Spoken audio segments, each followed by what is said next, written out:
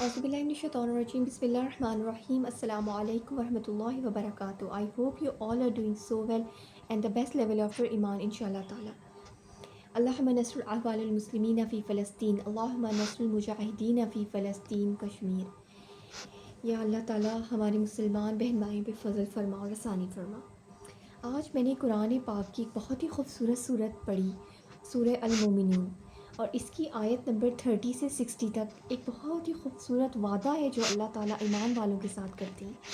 یہ وعدہ اللہ کا وعدہ ہے، اور بے شک اللہ کے وعدے سچے ہوتے ہیں، اور اللہ حق بات کرتا ہے قرآن میں. یہ سورہ المومنون کی 38 سے 60 آیت کے درمیان کی ایک آیت ہے. اس کا ترجمہ میں آپ سے شیئر کروں گی. ہم رسولوں کو اور ان لوگوں کو جو ایمان لاتے ہیں ہم ان کی ضرور مدد کرتے ہیں. اللہ اکبر.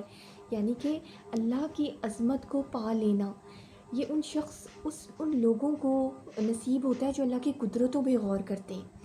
قرآن کو پڑھنا اور اس پر عمل کرنا اور اس کو غور سے پڑھنا، ہمیں اس کے بہت سارے فائدے ہوتے ہیں.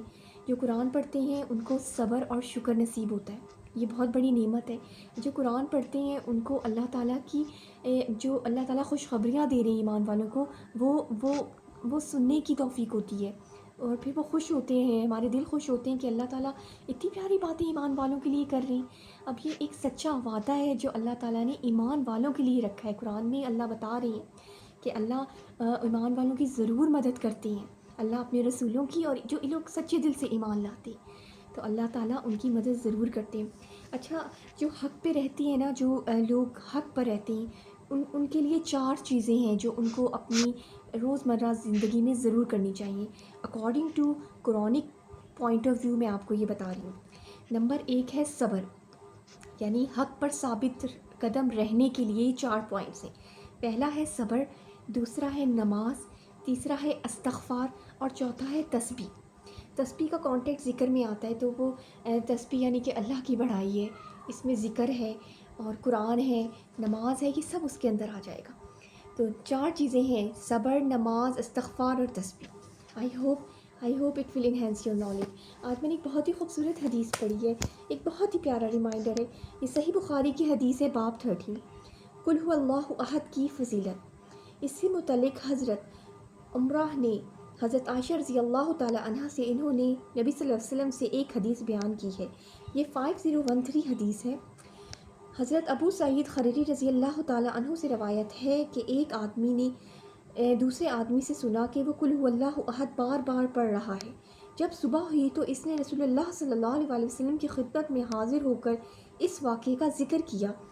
گویا وہ اس عمل میں کوئی بڑا ثواب خیال نہ کرتا تھا. رسول اللہ صلی اللہ علیہ وسلم نے فرمایا، مجھے اس ذات کی قسم جس کے ہاتھ میں میری جان ہے، یہ سورت قرآن کے 1/3 حصے کے برابر ہے. اللہ اکبر. اسی طرح اسی کے ساتھ ایک حدیث ریلیونٹ ہوتی ہے، 5015 ہے. حضرت ابو سعید خدری رضی اللہ تعالی عنہ سے ایک اور روایت ہے. انہوں نے کہا کہ رسول اللہ صلی اللہ علیہ وسلم نے اپنے صحابہ سے فرمایا، کیا تم میں سے کسی کے لیے یہ ممکن نہیں کہ قرآن کا 1/3 حصہ ایک رات میں پڑھا کرے؟ صحابہ اکرام رضی اللہ تعالیٰ عنہم نے یہ عمل بہت مشکل معلوم ہوا. انہوں نے عرض کی، اللہ کے رسول، ہم میں سے کون اس کی طاقت رکھتا ہے؟ آپ صلی اللہ علیہ وسلم نے فرمایا، اللہ الواحد الصمد قل هو اللہ احد قرآن مجید کا 1/3 حصہ ہے. اللہ اکبر. یعنی قل هو اللہ پڑھنا قرآن کا 1/3 حصہ پڑھنے کے برابر اس کا اجر ہے. اللہ اکبر. I hope this will help you to enhance your knowledge. جزاک اللہ خیر.